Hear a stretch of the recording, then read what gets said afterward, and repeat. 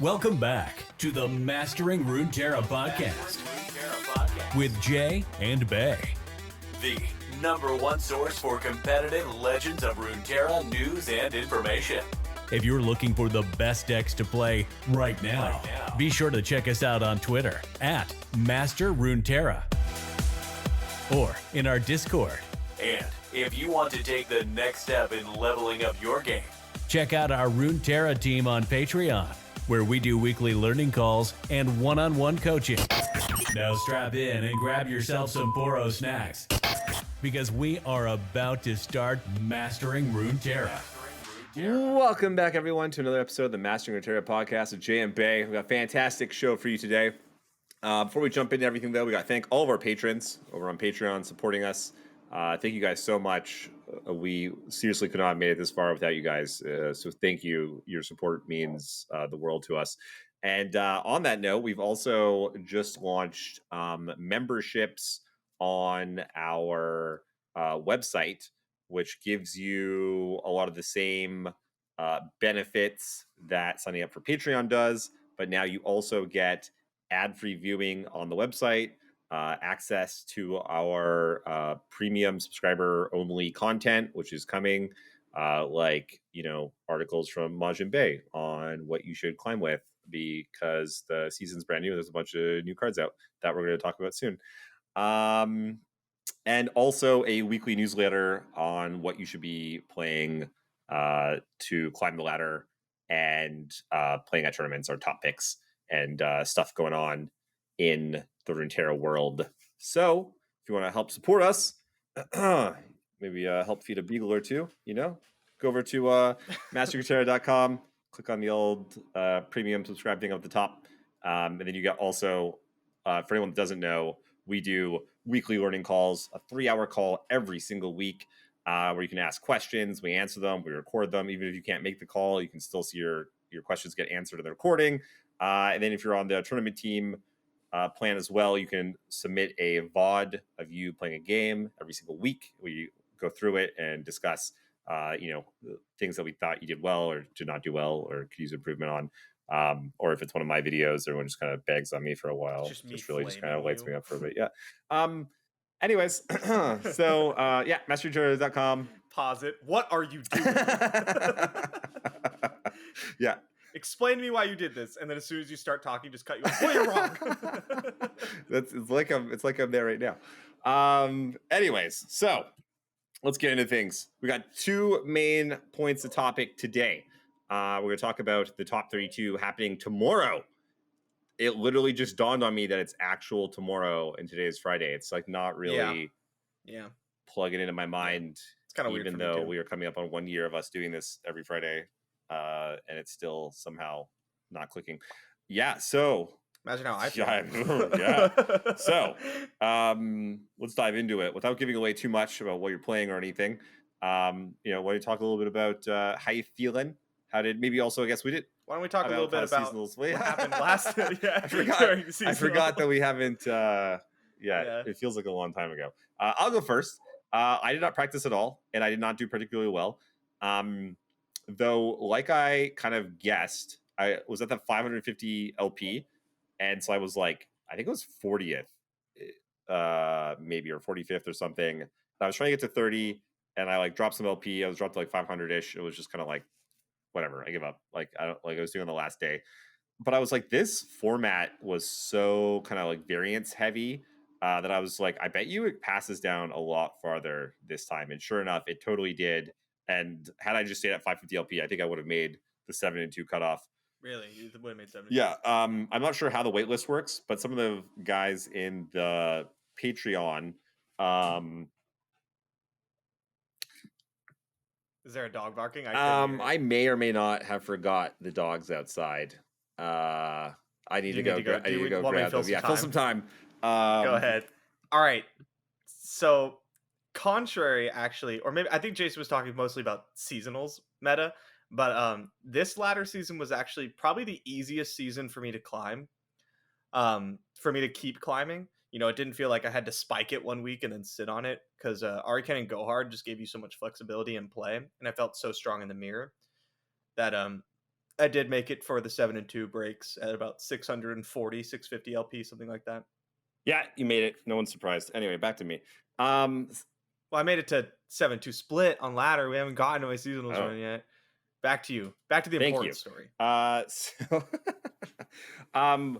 yeah. So whatever. I didn't think I was going to make the 7-2 cutoff. I suspected though, but I was super busy anyways, and like put no real time into practicing, and so I just have fun with it because it was the last seasonals before the new announcement and everything was going to kick off. So I played Lee Sin, AK, and Acel Thresh, which good on one of mine for winning with that deck because I don't really understand. I don't ever win with that deck. Exactly he does to win with that, but he's definitely, there's some voodoo, there's some black magic going on for sure, confirmed. So yeah, I did do particularly well. My big takeaway though is like I need to find a way to sustain interest and drive throughout the season. It is so difficult for me. I crush it at the beginning of the season, and then I get like, well, I don't know, work will pop up, or I get kind of bored. Because one of the big problems that I'm hoping they fix is that like you can't play a lot of decks on ladder, right? Like if you want some Soraka, Tom Kench, like practice, or Lee Sin, Zoe from this last season, like you're just gonna run into a bunch of AK and like get bodied and like so it's tough. And you know, there's things I could be doing. I could be like asking people to scrim. For some reason, in my head, I feel like it's going to be a big waste of time. Even though it never is, no matter like really who you're playing against. But I'm like, you know, they're going to play some like lineup that just, they're like, oh, I like this deck. You know, I like my freaking Rumble, Draven, and my the stuff that you'll never see. But I need to get that out of my head because one, you can learn from like basically every single situation, right, all the time. And two, I think he's just flawed. Like you're definitely gonna run to all the decks, like really, and you should know all these things. So I think it's just not playing for stakes, like playing for fun. To me, is like, ugh. I have to play for stakes. Yeah, playing for fun is. I don't even do things I love for no stakes usually. Like I have to do. I'll bet whatever. Yeah, like, I'll be like, sharing gamble with me when we go to the grocery store. I'm like, who can get half the things faster? Yeah. Exactly. It's like, I bet you it's under 233. Right? Like, I bet you it's not on sale this time. Bet you what? I don't know. If I win, you have to high five me, but if you win, I high five you, right? It doesn't matter. I just like to have something on the game. Yeah. So I gotta sort that out though, because like the whole, it's 2 months basically, like 6 to 8 weeks. 2 months, yeah. How do you do it? How do you maintain? You're kind of forced to because you're making YouTube videos and you're streaming, and it's kind of my job. Yeah. I get a lot of getting to try new stuff out of my YouTube videos. So I spend more time playing random shit than I do actually playing the deck I want to be playing.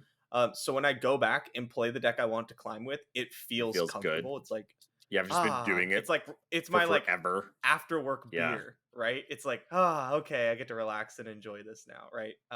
Now that I played this wacky ass deck at 300 LP, and yeah, it is tough because there, like you said, there aren't a lot of decks you can play on Masters on ladder, and like that's not true. You could climb with anything, right? But if you're shooting for like top 30, then it's 100% the case. You have a couple of options, and you kind of just have to stick with them. And that can really suck. But yeah, it's important to me to play what I enjoy. Before I was cranking out YouTube videos like every day, which I have not been doing, by the way, this week. I basically just took this whole week off. I was like, I have a sponsor for Twitch right now, and then I have top 32. So I was just like, I think it's smart. Just gonna take a break for a week. Yeah, hit it again really hard on Tuesday. But yeah, before I was doing YouTube videos every day, I would have to switch decks a lot, which is obviously like super detrimental to like the climb. But usually I find something I want to play, and then I just only play that for a while until I get bored. Because I played a bunch of AK, climbed the ladder real fast, and then even like a month later, I basically just didn't play a lot until the end of the season. And when I loaded up AK, I was like I felt dejected. I just didn't even want to play.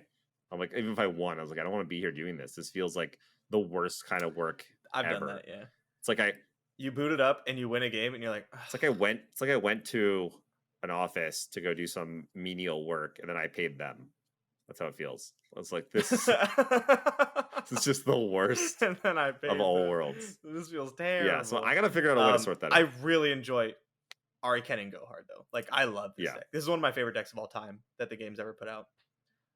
The Go Hard version. The Shurima version is still fun, but it doesn't have that like really cool flexibility.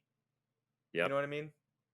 That the Go Hard version has. So I love the Go Hard version, and that's gonna come up later when I talk about my run. For sure. Talk about it now. So you didn't get there. Is not even close. the end of your story. I don't Not know even if we close. actually said that. Yeah. You said you didn't do very well. This was basically a repeat of like the Nasus Thresh one, I feel like, where you had one deck you were very comfortable with and then like nothing else. Well, the Nasus, maybe there are two that I played Nasus Thresh. Okay, because the TLC one, I was like, I was ready to crush people. You were on it, yeah. Mm-hmm. Yes, and so that's a real problem because like this coming season, I want to go crush the ladder. I just feel like it. I feel like just playing a bunch of ladder, and I want to challenge myself to see if I can like stay number one on the ladder, like just race it up and just stay there. It's like a fun little challenge. But then it totally runs into all these problems of getting burnt out with a deck and not practicing other decks. So I need to find like some balance there. And I say this like every season, I feel like now it's very tough to do. Yep. I feel like most of the other top Masters players or whatever get their balance through community tournaments, which is kind of tough because we were so busy running our own. God damn it. I just want to play in them. Huge shout out to Runeterra Academy though. That was very helpful for me. Yeah. Just like a tournament every week with like top players. It was a 3-person, team event thing. And that was also very helpful because I get to like talk to my teammates every week about lineups and stuff. That was nice. Yeah, it would have been more helpful for me, except the playoff week that I played, Cover just swept our other team, and then the next week I didn't get to play and you guys lost. Yeah. So never forgiving you. Speaking of community tournaments though, starting on February 21st, we're going to be running daily tournaments, 7 p.m. Eastern. We're going to try it for the whole week, from Monday the 21st until Friday the 25th. They're going to be like $6 entries, like $100 prize pool guaranteed, 4 rounds of Swiss, like cut to top 4, top 8 kind of thing. I'm actually really excited about these, mostly just for myself, because I will go play in them and just be able to get that tournament experience in and just a break from the ladder. Though who knows, maybe with this new announcement that's coming up, there'll be some other stuff. But yeah, sorry. Regale us with your tournament. Seasonals run. I brought Pantheon Shyvana, Ari Kennen, and Lee Sin as I had planned. And I had a couple really close matches. Especially against I played a Thralls game, 2 Thralls games where I went down 1 and had a 2-0 Thralls, and it was insanely close. It was a Scouts game that I and then another. The Scouts game, I got a win handed to me. Yeah, I was losing. Opponent had lead. My absolute shit. Yeah, to be fair, I think I just win the next game. But yeah, yeah, definitely. They had lethal with the full open and decided to take the Scouts attack, which let me come back and win the game. And it was kind of blasted all over Twitter. Was it? When it happened? Oh yeah. I must not be. I heard about it from I must not be following the right people on Twitter and stuff, because people always talk about people going off about stuff and whatever, and I'm like, I haven't seen that at all. But I'm also kind of happy about that. I was in the chat when it happened. It was just because you were 6-1 or something at the time, or 5-1, 6-1. You were deep in the tournament. Yeah. And I was like, how lucky? Must be nice. Just Majid had 1 mana, and the opponent missed lethal. Missed lethal. Happens. It happens. I mean, I was bringing it up. I was like, this happens to everybody. I've missed lethal a bunch. Everyone misses lethal. Nothing against your opponent, by the way. Sorry if we're ragging on them. Yeah, no, it just happens. God knows we've all done it. Super high pressure situation. It happens. And it was a tough game. It was a pretty tough game. Scouts versus Ari Kennen. But the difference is that I'm streaming it to 1,000 people, right? So when it happens, people see it. And so that's a good point. Do you think that your opponents feel pressure when they play against you because they know 1,000 people are watching? 100%. I think so too. Yeah, because I would feel pressure. Before I started streaming, I would even now. Imagine you're playing the finals of Worlds or some shit. And there's 40,000, the whole world, the whole Runeterra world watching you, and you feel like you messed up. There was pressure playing in Worlds. Yeah. Yeah. And then I messed up because I timed out, and I was remember like, that. "Oh Yeah, my you look like god, an idiot. 15,000 I was people like, click just your watched me goddamn time out cards, here." stupid. I did look like an idiot. It was a tough game. Because your And cam was delayed for anyone who doesn't know. yeah, cam was delayed. Yeah, so it looked like I It messed looked up. like it Oh took you my God, forever it to was realize miserable what had for me. happened. Yeah, I was like, how but- did he not know? I've never What? seen this Yeah, happen. but- I'm like, yeah. you do this at Worlds? I've never seen you do this ever. But yeah, then you explained it. Yep. But it did make me look really stupid. Happens. So yeah, I 100% think that people feel a lot of pressure when they match up against me or any other streamer, right? And it's not just hi dog. It's not just like my stream that people are probably watching. You know, like Swim streams probably watching it. They're all commentating on it. The Giant Slayer stream might be watching it. They're all commentating on it. Stuff like that, right? Lots of pressure. But yeah, I really do think it happens all the time because, I mean, I've played in pro tours, right, where people have handed me wins. Oh, I've handed yeah. wins off in like super high money situations, just giving them Dude, away. Freaking And- the craziest is You gonna tell the your PV PV story story. again? I mean, he's world champion, Yeah. maybe the greatest player of all time. We're playing the semifinals of a Grand Prix, and he just has open information. I have like 3 cards in hand, and he knows 2 of them, and he has like a full grip of like 7 cards, and yeah, it just punted it like it happens. Just If it can happen to Happens to all of the us. absolute best in a situation where they have almost full information, it can happen to literally everyone, and it does. It totally does. Yeah, but it was, I don't know, it was a little, I'm gonna be honest, it was a little disheartening to see that on Twitter, like a bunch of people going off about how I just always get wins handed to me and that's why I win. And I was like, I know that's not Whatever. true, but like, yeah, I just saw it. and I was would like, lean into it. Be like, that's that right. Those sucks that PayPal people think checks are that. going out, bitches. Bitch, yeah, bro. I have to win another tournament Yeah, here pretty soon yeah. because You know I'm how much running it's out. costing me? You got to pay people off. I'm running out of bribes. Okay, my favorite one though, someone tweeted out, it was like there's 3 ways to make money in Runeterra. It's like be a YouTuber like Swimmer Grappler, win a tournament, or get matched up against Bay. Because he's gonna pay you off. That's awesome. That was hilarious. That's so good. Yeah, didn't really let it get to me though. But that was super fun. Sorry. Your dog saw something. So yeah, that happened. A couple really close games, but like to be honest, I just matchup diffed my opponents like almost every time. What do you mean? My lineup was cracked. It was insane. Like my decks were just so powerful, and I knew that coming in, and I was like, unless people like specifically super target one of these decks, I think I'm just gonna run people over. That's kind of exactly what I did. And then I predicted that you asked me how many times are you going to get to play Arikennen, and I said twice, and I told you I was going to beat them both times with it, and that's exactly what happened. They left up Arikennen twice, and I just like won the first game. To be fair, one of those was an obvious payoff where they didn't kill you, but oh yeah, because I handed them cash money for sure. But yeah, I needed to go 7-2. I ended up going 8-1. It makes me feel so much better when what am I went 8-1 too? I think, right?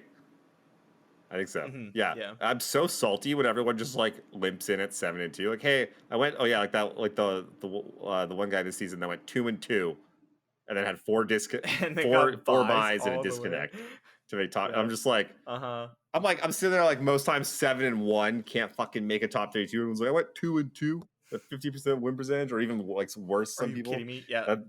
That time shit Glock kills did me. it. Yeah. Anyways, it's tough because there's no drop button. Yeah. If you could drop, this wouldn't really happen. Yeah. It's but you can't. Put a drop button in, incentivize people to keep playing. C'est la vie. Yeah, that'd be cool.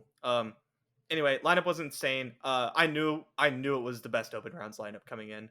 Hold on, I gotta switch headphones. Mine's running out of battery. I won't be able to hear you for a second. Oh, sweet glory days of not having to hear me talk. Just kidding. You poor bastard. You don't even know what you're missing. My silky smooth voice. Nothing is greater than this. Am I right? Everyone listening at home? Oh, he's back. Okay, I'm back. Yep, you can't talk shit about me anymore. Yeah, knew my lineup was gonna be super powerful in an open rounds field. Don't expect it to be good in top 32. Because people just are ready for things like that. And lineups get more exploitive in top 32. Whereas like I can kind of bank on the lack of cohesion in lineups in the open rounds, right? Maybe people didn't bring lineups that are super synergistic. and just like the raw power of what I'm bringing is going to smash through that. Yeah. And that's honestly what I bank on like what every single seasonal. And there's a higher chance that people will not play their decks like correctly. So like even when you get those bad matchups, 100%. like lots of times I've had like people out. bring counter lineups and just like, oh, like I got you. Like you made some misplays here or there. You didn't play quite tight enough because the decks don't just roll automatically. But when you get to top 32, people are pretty prepared. For their matchups with their decks. They're really getting those free wins or anything. So it becomes a real leveling kind of experiment. This one's going to be interesting. I'm really excited to see where this one pans out.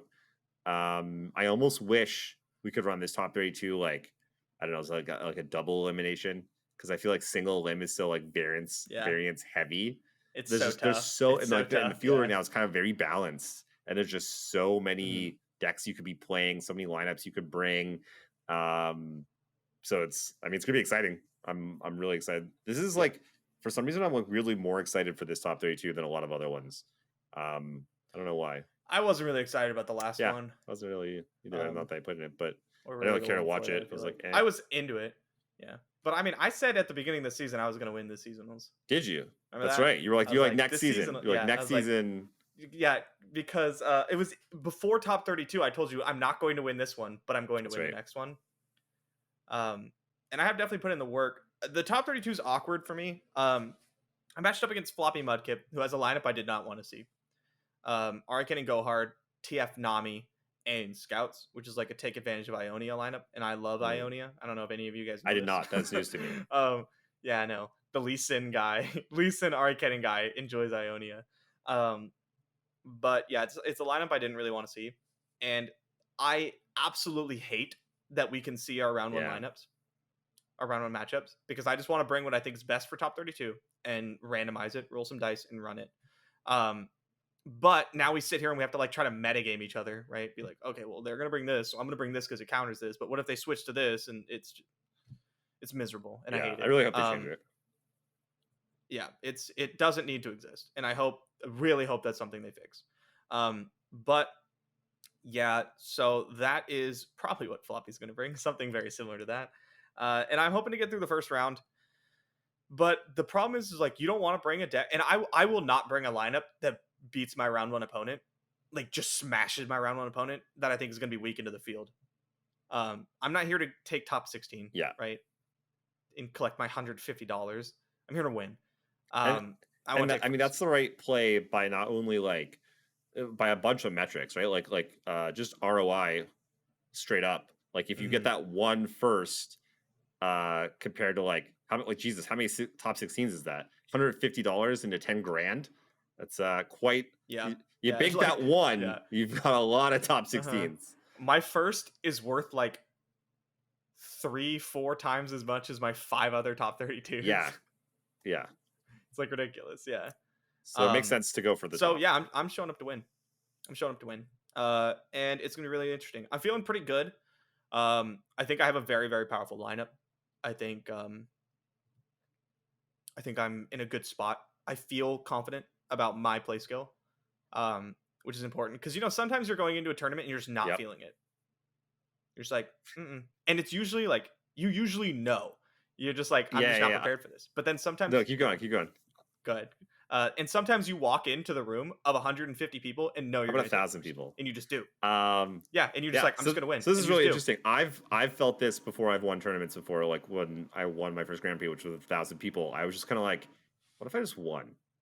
I feel like, and then like for some context here, I just got back into Magic. I had not played Magic for like a long time, and just got back in. I was like doing some drafts at home. And then just like very much was like I kind of think I'm going to win. Like I kind of feel like pretty good about this. And like just had that mentality for the whole tournament, which definitely helped me. Like I was just going to do whatever it took. Just get there, make it happen. And it was sometime later that I was doing a podcast with Seth Manfield, and we were interviewing someone that had just won a big tournament, I think. And he asked them like going in, did you like know you were gonna win? And I was like, that I thought was really weird that he asked that question. I asked him later, like, why do you bring that up? He's like, just sometimes, like, and I was like, You just know. I always wondered if other people like felt that way. But there's also like, I mean, there's lots of times you're like, I'm gonna win, and then you don't, and you just forget about it. So Yeah. I mean, I've said I'm gonna win a lot of times and finish top 8, but I've never once said I'm gonna win and then walk in and underperformed, like super underperformed. yeah, I think there's times where you're faking it. Like for instance, when I won my second Grand Prix, I literally again named my deck in MTG Arena like Grand Prix winner, and I had never done this ever before, ever, never done it ever before, and I won. And I was like, dope. And then next time I was like, do it again, Grand Prix winner, and then that didn't work. And I was like, yeah, I wasn't really like, I was kind of like, maybe. Yeah, I feel like sometimes you just know you're prepared, you feel confident, and like playing with confidence is so important. And we talk about this a lot, and it's why I always go to the gym before I get to work out my anxiety or whatever. I get to feel confident, I feel pumped, and then I go and I'm just ready, just ready to go. And I'm getting there in top 32. I felt incredibly lost like 2 days ago. When we found out our like pairings or whatever, I was like, God damn it, this ruins all my plans. I had like, I feel like the sickest plan. Like I was gonna storm top 32. I was gonna be unstoppable. And now my round 1 lineup kind of put a little damper on that. And so I pivoted, but I'm putting the time in, and I'm really coming around to the lineup I'm bringing. And I'm very confident. I think I think, and this makes me sound like an asshole, I think I'm one of the best Ari Kennen players in the world, like top 5, not even close. And I want to use that to my advantage in top 32. You hear that? Everyone come gunning for Ari Kennen. Easy pickings here. Yeah. I like these smoke screens. Yeah. Also not bringing Lee. Yep. I just like don't bring Ari Kennen, and everyone's like, the hell? What? Yeah. Triple decimates, baby. Triple decimates. It works. Well, not really. I don't really think Spiders beats Ari Kennen sometimes. I mean, I think Pirates is a bad matchup for Pirates. You think Pirates is a bad matchup for Pirates? I don't think so. I think Pirates is a good matchup for Pirates. For Pirates, you know what I mean. Pirates versus Ari Kennen. I think it's Ari Kennen favored. From the Go Hard side. Yeah. I think Spiders is not. It's like, but it's not like that. I honestly do not really fear the Spiders matchup that much at all. No. It's like 45-55. Yeah, I don't even know. Yeah. It depends. Like I think people underestimate how difficult it is to play Spiders, and I think a lot of people don't play it particularly well. I think that's a big. I totally agree. That's a big caveat. Yeah, I think like timing on Frenzied Skitterer, using Noxian Fervors when you should, passing correctly, knowing when to develop and stuff. Like it's incredibly important. Yeah, I've had so many people at like 500 LP just walk into my Concussive Palm. Like they have a good open and they just play something and I'm like, Palm. Yeah. And then their attack sucks. And you're like, sick. Yeah. Thanks. Thank you. Yeah, I was not going to win this game. Now I am. And you don't expect that nearly as much in top 32. Yeah. Yeah. Matchups, what do you think of a matchup when you play against someone who's a master of a deck? Changes significantly. It changes. Yeah, it changes. I mean, most of us do this, right? You say the matchup, you're like, okay, Ari Kennen versus Darkness. Well, it's Ari Kennen favored, obviously. But if it was 2 people of equal skill level on both decks playing Ari Kennen and playing Darkness, just like plat players or whatever, I'd say it's super Darkness favored. It's like incredibly different. Yeah. It changes. Yeah, very important caveat. Okay, anything else about top 32 you want to go over? Good. No, okay. Not really. I want to talk about some new cards. Have you even looked at the new cards? I mean, briefly? Yeah, kind of. I've kind of just brushed over them. I glance. Also, I mean, I've read them, but I try not to look at them when I'm competing for top 32. Yeah. I look at them, but I try not to care too much or put Theorycraft and stuff. I don't want to worry about it. Yeah. Okay, we're going to pull up the spoilers. I gotta imagine they're somewhere on Mobilytics. Yeah, there's the Mobilytics one where you go to like sets or something. I'll start talking about them.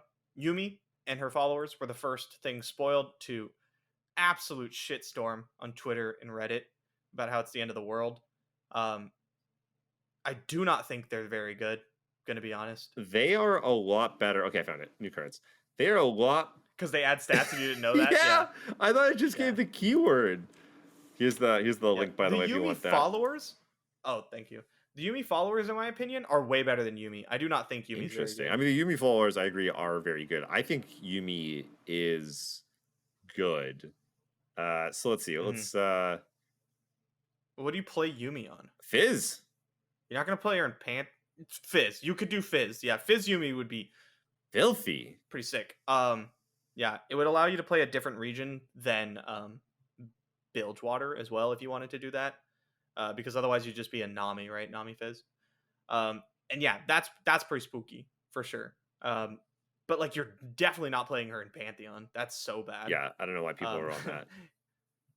Yeah. Well, they see target dude and go big and they're like Pantheon, but it just like it makes your deck so much worse. It takes the one thing you like lose to, which is people going wide and stuff, and just like making it so much worse for you. Yeah.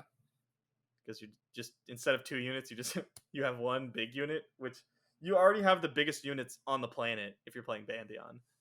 Yeah, very true. But like, holy man, like the spell shield Holy one man. gives something +5/+4 in spell shield. That's like, I know that's probably the worst one, but like that's so big. That one doesn't have attach. I don't Oh, know if it you does know have that. attach. Okay, never mind. I was like, what are people talking about? See, that's why I gotta actually read the cards. So You the gotta quick read the attack. cards. All right, let me go while you read the cards. The big ones that are jumping out to me are Gleaming Lantern, the 3-mana 3/3 that discounts the first Fae you play by 2 Yes. each round. That card's very strong, very strong. Yeah. Then the Assistant Librarian, the 2-mana 2/2 Fae with Faded, that on Nexus Strike you draw a spell that costs 3 or less. I think that card's I like very that card as strong. well. Yep. And then I think the best of the attach ones is Quick Quill. The 2-mana quick attack. 2-mana quick attack. Yeah. What do you put in? What do you put it Especially because it is Assistant Librarian. on? Yeah. It also is free off Gleaming Lantern. Oh, that's interesting. Yeah. I mean, Free stuff's good. okay, Come free on. stuff is good, but like your stuff needs to be powerful at some point too, right? Like if you just vomit out a bunch of little dudes and then do nothing, like decks can handle that. sure, That's not really that. You will not play Quick Quill in like all the Bandle City decks, but I think in the best decks with attach, Quick Quill will be in it. Like perhaps we see Fiora come back or something. Quick Quill would be involved.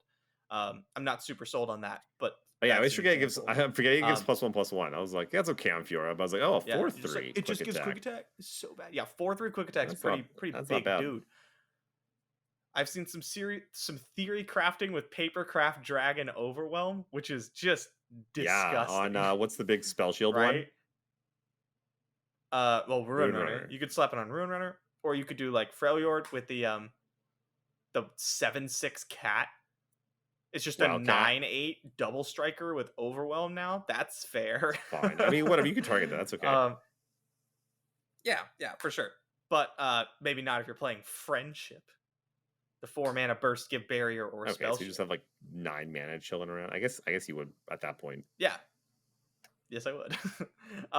But yeah, like these cards definitely could be very good. But people lost their goddamn mind over Again, them who in are Yuumi, these and I people? don't I think like. they're that I'm good. not following the right people Twitter on and Reddit. Twitter Where or do you something. I go? also don't go on Reddit, so I don't know if that matters. Oh, okay, yeah. No, that's probably smart. Yeah, it's Reddit. I find a lot like sticking your finger in an electrical socket. Like sometimes it's fun, but typically it just sucks. Typically, it just kind of hurts and it's shocking.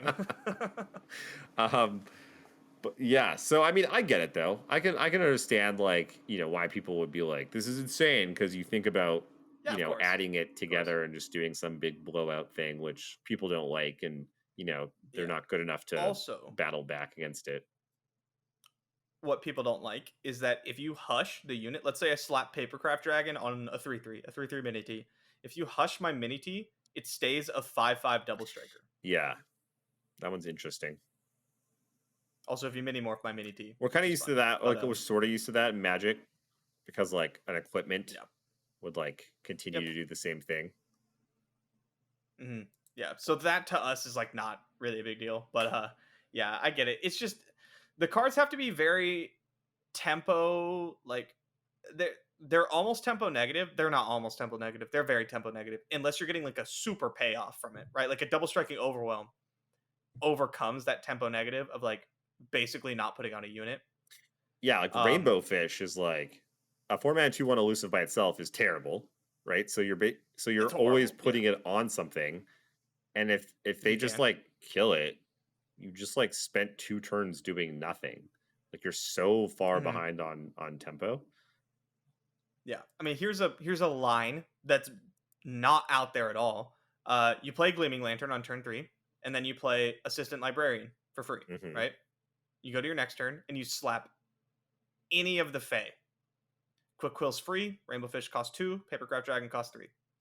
That thing is gigantic. Yeah, It's a 3/3 plus whatever stats and whatever this keyword. is what we call Runeterra Magical Christmas Land.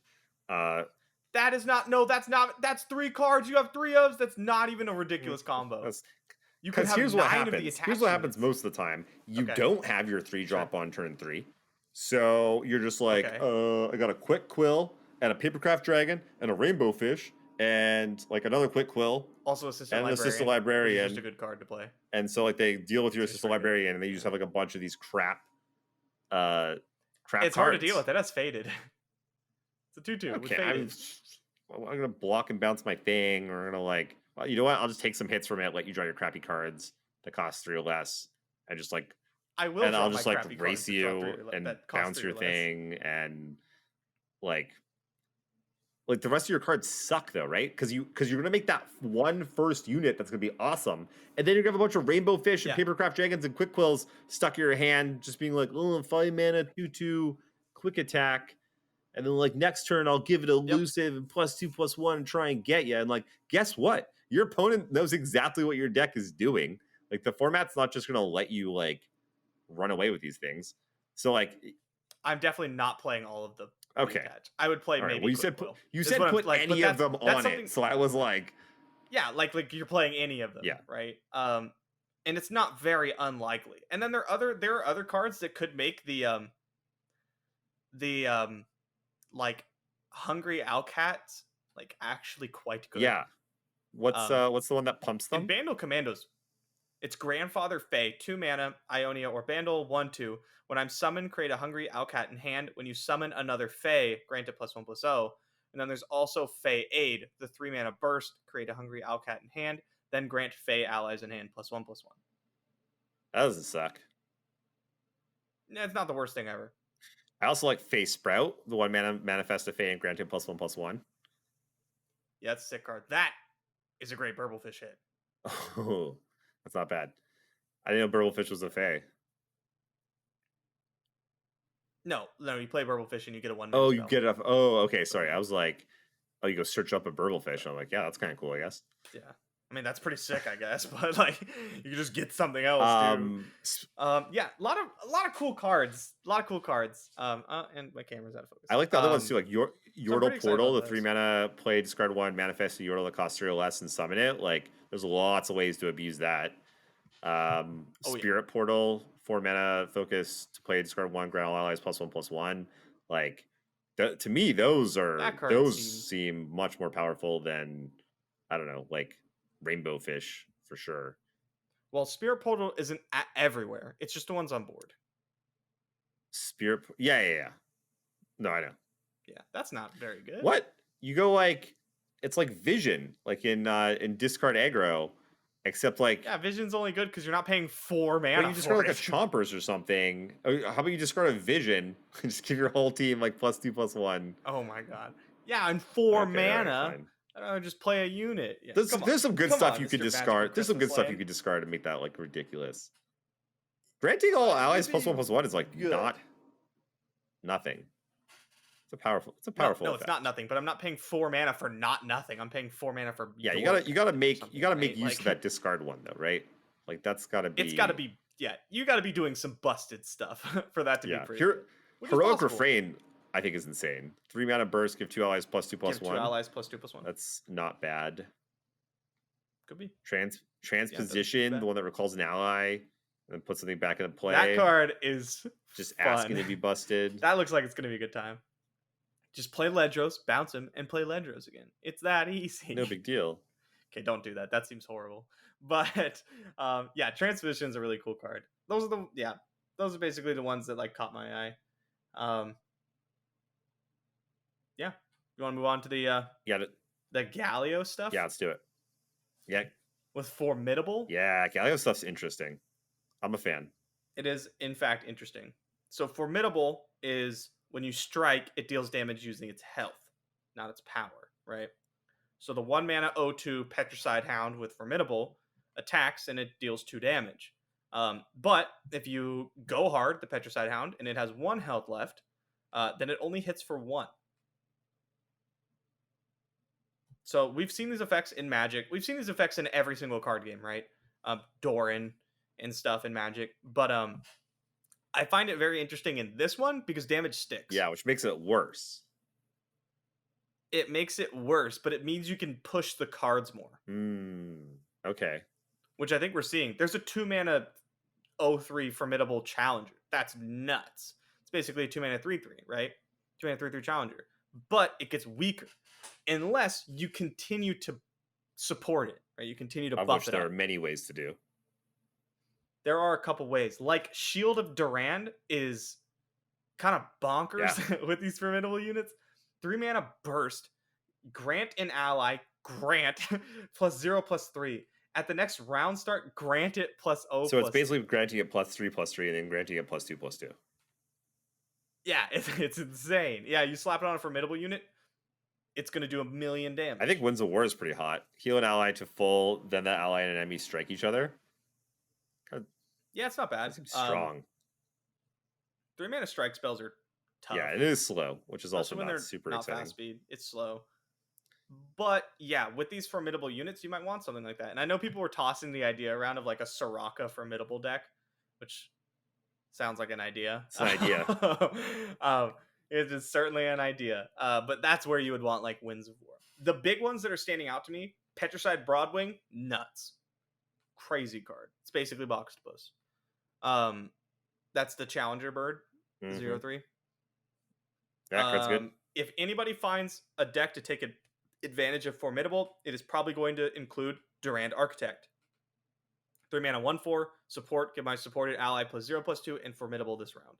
If you're playing a full-on Formidable deck, it will include that card. What do you think of like the Sculptor, the 2 mana 2/2 that way you summon another ally, granted +0/+1?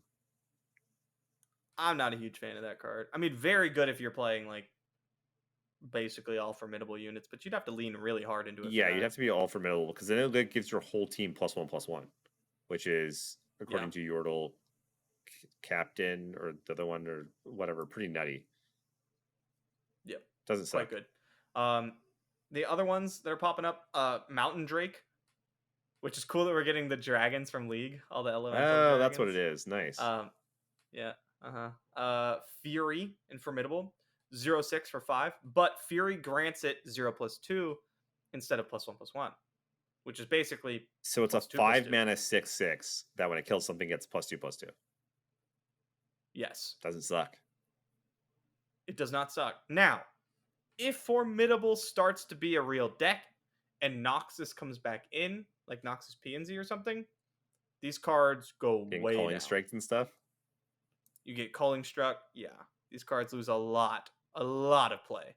And you're gonna be running so many calling. You're just gonna 3x your Calling Strikes. You're gonna play 3x Calling Strikes, 3x Flock, and you're gonna body these cards. But yeah, Mountain Drake looks nuts.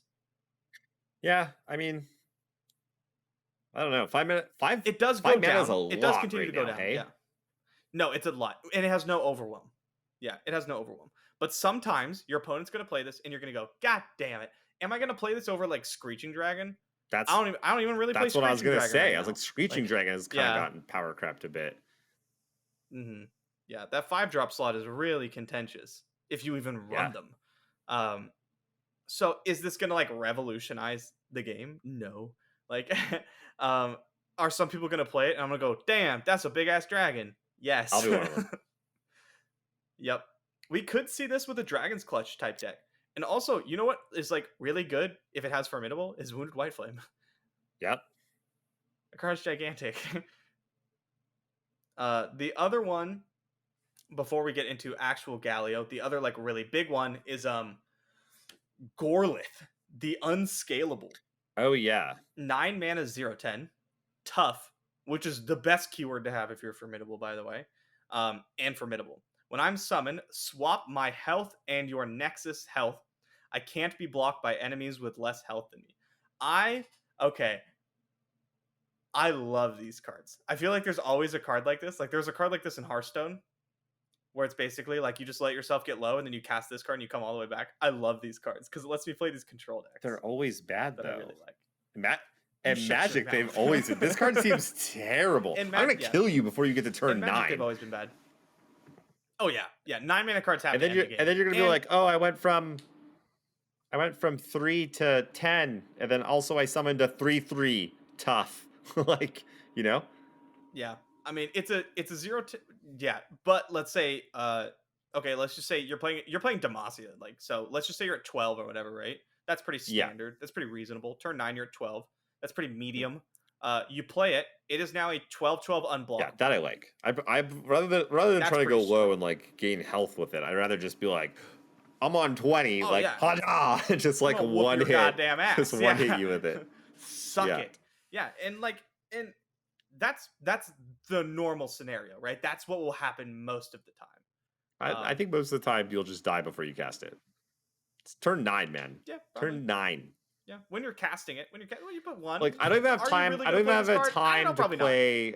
What's the 9-drop that you evoke for? Great Beyond. Oh, yeah, Great Beyond? Great Beyond's like hard to Yeah. get into play these days. A spell shield, I elusive. have not had much time casting. I have not had a hard time casting Ledros lately. Yeah, but that's because you play with a deck full of removal, right? You're goddamn right, I do. Now these formidable decks will be quite formidable on board, right? Like if you're not coming through with elusive, if you're not doing some crazy stuff, these guys tussle. They hit above their weight class, basically. They're punching up a bit, at least the first time.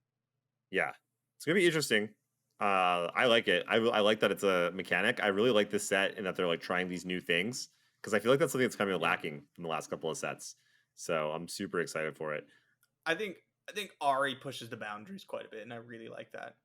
But yeah, most of the Bandle stuff I was kind of like whatever for. These are quite exciting, and this is the best part. This isn't even the new set yet. This is the third part of the Bandle set. Right? Yeah. So the next one, what are we gonna do? I don't know. But it's nice that they're showing that they're like willing to push the boundaries and really try stuff out. And I think Formidable brings a lot to the table. And like, even if I'm particularly not incredibly excited about it because I don't know, big dumb units is not really my thing. I feel like if you show, did you ever play Hearthstone? I did at the very beginning. Okay, so you know the classes, kind of the heroes. If you showed this to a priest player, they'd be like, "Oh my god, I'm coming to Runeterra," Totally. right?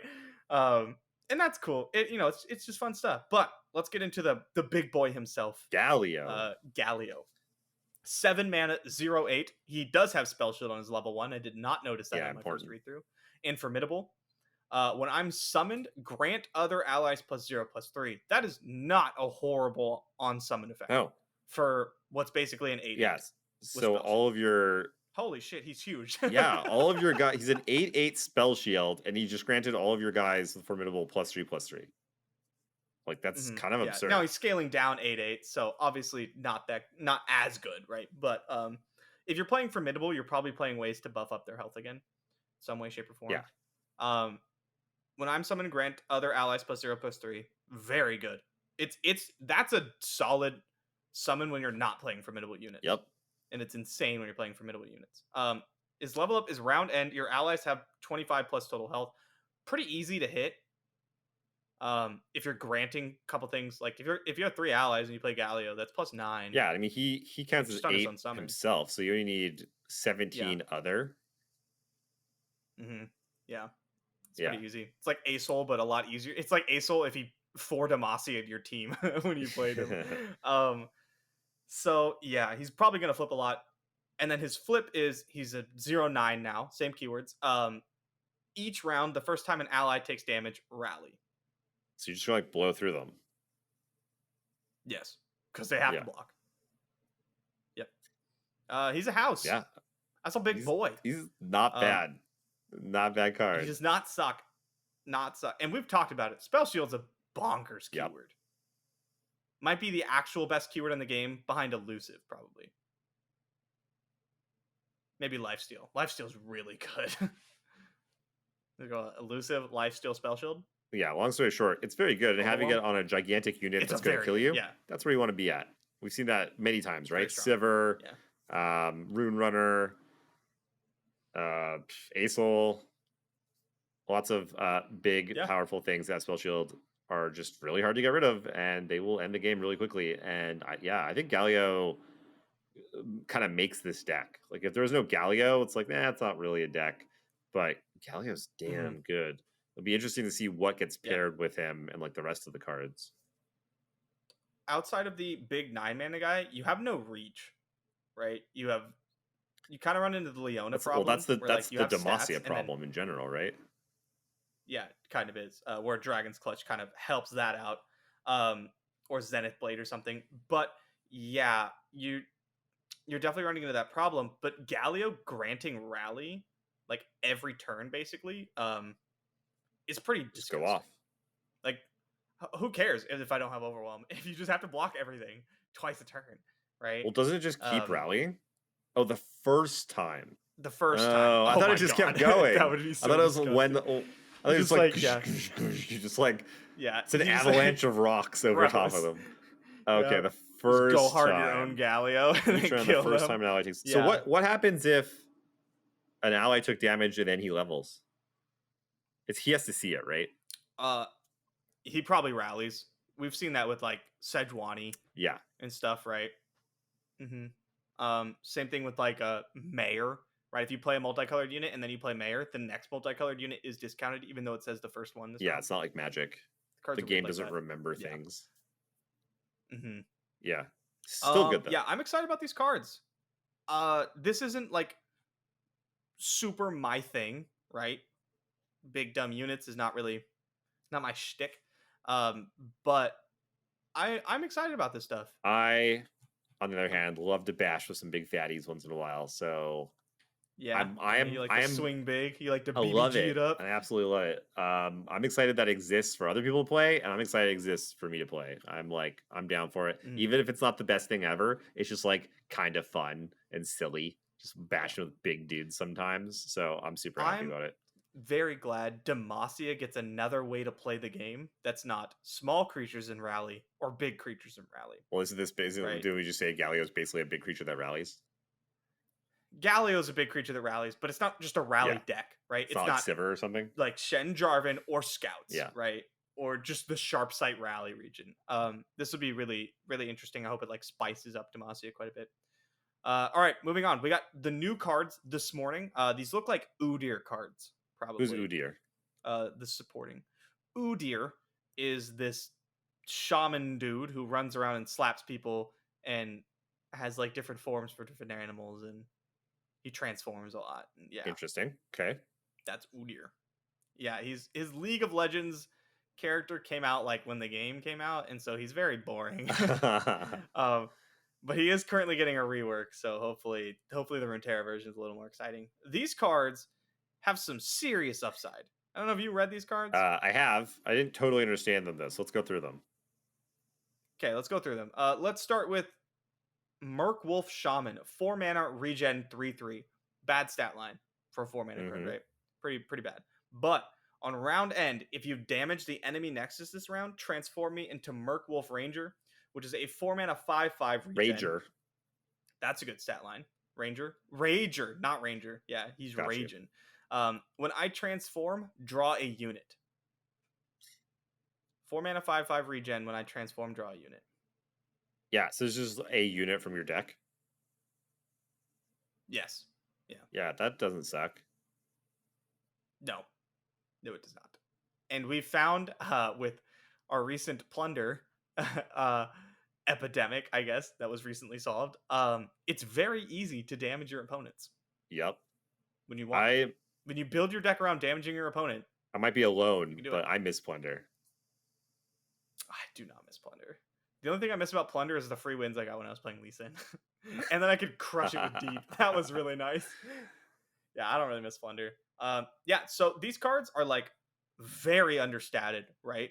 But with insanely high payoff. Like crazy. I mean, let's go through them though. So like the next one's like Mammoth Shaman, 6 mana, 4/4 Overwhelm. Yeah.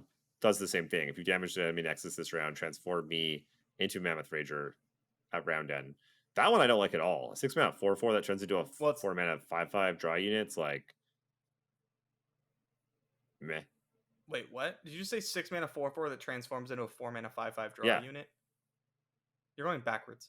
So it's a 6 mana 6/6 with Overwhelm that transforms into a 6 mana 6/6 with Overwhelm that has round start, grant me +2/+2, which is insane. Oh, like if you flip it, these payoffs are crazy. Oh, my bad. It becomes a Mammoth Rager, not a Merc Wolf. Yeah, Mammoth Rager, not the Merc Wolf. Okay. Yeah. You're like, it just goes. That sucks. But yeah, because you're gonna play these mostly after combat, right? So you attack them, you unit some damage with your Crackshot Corsair or whatever. You play Mammoth Shaman, and if they don't kill it, you have an 8/8 Overwhelm. And then when you're attacking again, it's a 10/10. All right. It's pretty decent. Right. Though that said, like, I mean, is it that much better than like a Wildcat? What's a Wildcat? 7/6? No, it's not. No, but it can be, right? Like, by the time you attack 6/5 again, you will be a 10/10, which is pretty big. Sorry, say it again. Outside of Vengeance, a 10/10. That's pretty big. It's pretty large. Outside of like Vengeance, Palm, these things that ignore like your size, the size of your units, like this thing's never leaving the field. And then you put double strike on it. And you put the crane on it. Oh Game boy. Over. There's a couple more supporting cards that go along with it, and this is just like the first little tidbit, right, of this like thing. Obviously, like Galio, you see a couple of cards, and then you see the rest on the next day. So the next one is Bone Scryer, 2 mana 0/5, which is very large. 0/5 for 2 mana. Obviously 0/5, like that kind of sucks, but it's when I survive damage, deal 1 to the enemy Nexus. So Scargrounds players rejoice. I was gonna say, yeah, you have gotten a very good unit. Yeah, very good unit for Scargrounds players. Like all three, fantastic, dude. I'm gonna give Scargrounds a try with that really deck. Good, that card's like tailor made for Scargrounds. Yep. Yeah, it's quite like goddamn. And then Tusk Speaker, 2 mana Overwhelm on play. It's a 3/2. On play, deal 1 to all Nexuses, which I think must be a misprint because it's supposed to be Nexi. Yeah, obviously. Definitely. Yeah. I like this card. It's a flock of Nexi. 2 mana 3/2 that procs your Plunder triggers. Sorry, 2 mana 3/2 Overwhelm that procs your Plunder triggers. Like, don't hate it. Yeah, not a bad card. Not a bad card. You're likely going to play if we just had these cards and you had to build a like Shaman Rager deck, you'd build it in Bilgewater, right? Bilgewater, yeah. For now, we'll see where we go with the other cards though, because when Udyr comes out, could kind of change how we want to play the deck. And is Dance of Tusks, is that a card or is that the ability from... That's the Tusk Speaker skill. You can tell because there's no gem on the bottom. Oh, that's how you tell. Mm-hmm. Interesting. All this time. I'm excited about this set. I am too. Cool. I feel like they've pushed the envelope in new, interesting ways, and I'm for it. Whereas, like you say, the last few of like, I don't know, there's something that they just seemed like a little basic. They weren't, but like it wasn't like super exciting or new. Whereas these are like a lot of this is pushing into like brand new directions with a lot of these abilities. So yeah, I'm really excited to try this out. I think the meta is going to change a lot because I think a lot of new decks are going to start bubbling up. Because you can like combine these cards with like in a bunch of different ways with what we have already to make like a lot of different things. And that's the best part, right? Yeah. You don't want like I don't like things like Lurk where it's like you only play them with Lurk cards. Yeah. I prefer a little more open-ended deck building. Totally. Well, I think that's probably about it for us for today. Big week ahead of us. We're going to be, you have top 32 tomorrow. We are officially launching the memberships on Monday with our first membership only article coming out next week. Let's see, Tuesday, you and I will be playing in the early access with the new cards. Thank you, LPP. Wednesday, set launches, new season launches. And then I got to think that, like, I don't know, like Thursday or Friday, we might get the competitive play announcement. I think they might delay it a week after the set release. Maybe 2. Because last time they did this, they waited a week or 2. I think it was 2 weeks because they wanted people to enjoy the set first before they told us that grinding ladder mattered for Worlds. The fuck? I think that's what happened. I waited fucking 7 months for this. Okay, just give it to me. Just give me. I don't know. That's just a theory. That's just a theory. I'm fine. We'll I'm see. cool. No, I'm good. It's fine. No problem. It's okay. It's all good. Yeah, they've been very tight-lipped about it. I have been trying to pry information from everyone that I talked to at Riot, and I got nothing. Not even like a date. Nothing. None of them like, we're just trying to do some new tournaments. Just see what are you guys doing? Yep. So let us know when to expect. Nothing. Nada. So we'll see what that means. Fingers crossed. At any rate, it's going to be a very exciting week, and there's a lot going on. And I'm looking forward to next Friday's podcast because, whoo, baby, got a lot to talk about, a lot to go over, set out, a lot to celebrate. Hopefully, yeah. When you're out of the family, you know the rules. And what about what am I? Does one of us just lose no matter what? It's fucking out? Hunger Games over here, bro. You're not Katniss and that little dude that like hid in the water or whatever his name was that nobody liked. You're not both making it out. PETA. Fucking PETA, all right? I hate that. I don't like PETA. So annoying. Poor PETA.